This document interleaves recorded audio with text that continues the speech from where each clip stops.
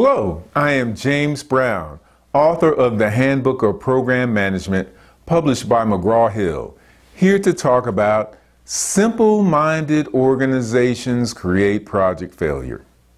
Having lived in Florida 30 years, I have had encounters with all kinds of snakes and even had a 5-foot alligator that occasionally sunned itself by one of my palm trees. I asked my new neighbor how long he had lived in Florida. He replied that he had lived in Florida before, and this surprised me because he leaves his garage door open hours at a time.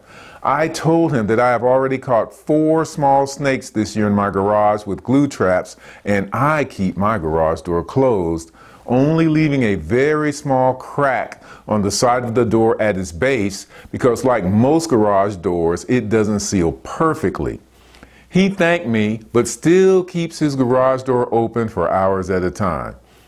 I have no doubt that he has multiple snakes somewhere in that garage, and one day he and a snake will find each other, and after that day, I suspect he will keep his garage door closed. There are individuals and organizations that cannot learn from the mistakes and experience of others. They must experience it for themselves. Organizations that can learn from the mistakes and experience of others are smart, and those that have to find a snake for themselves are simple-minded. The character of these simple-minded organizations is that they cannot learn until there is actual pain.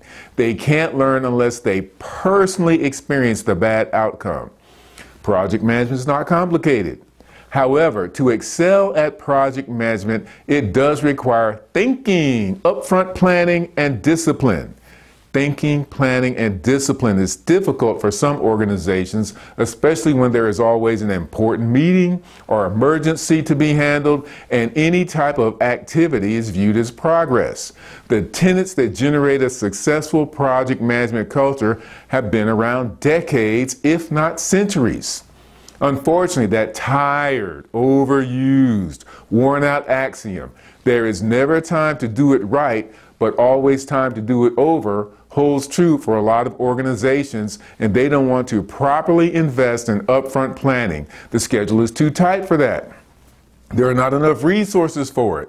Sadly, a lot of project failure results from organizationally self-inflicted wounds. It is not always the customer that causes the biggest challenges for many project managers. The biggest challenges frequently come from the friendly fire generated by their own organization's culture and stakeholders. A project manager must always find different communication methods to show the stakeholders the consequences, the pain of the circumstances for their decisions, lack of decisions, unrealistic goals, inadequate resources, etc., well before the circumstances arise. This does not mean the organization will act, and when the organization doesn't listen and the bad circumstances occur, the project manager should gracefully, repeatedly, in a variety of ways, remind the organizational leaders the situation could have been avoided.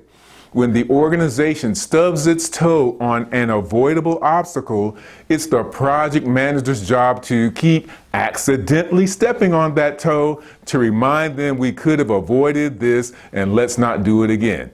This is simply holding the organization and leadership accountable. Project managers need to be delivery focused for the project, but they also must contribute their part to help change the culture of simple-minded organizations to a smart culture. This type of change is not immediate and usually doesn't occur after one mistake, but after many. And a history should be maintained showing this over time with the consequences of each and where the problems are systemic. Intentionally, accidentally step on those toes and say, oops, and then graciously apologize. For more information on my speaking services in project management, program management, and leadership, please go to www.cebasolutions.com.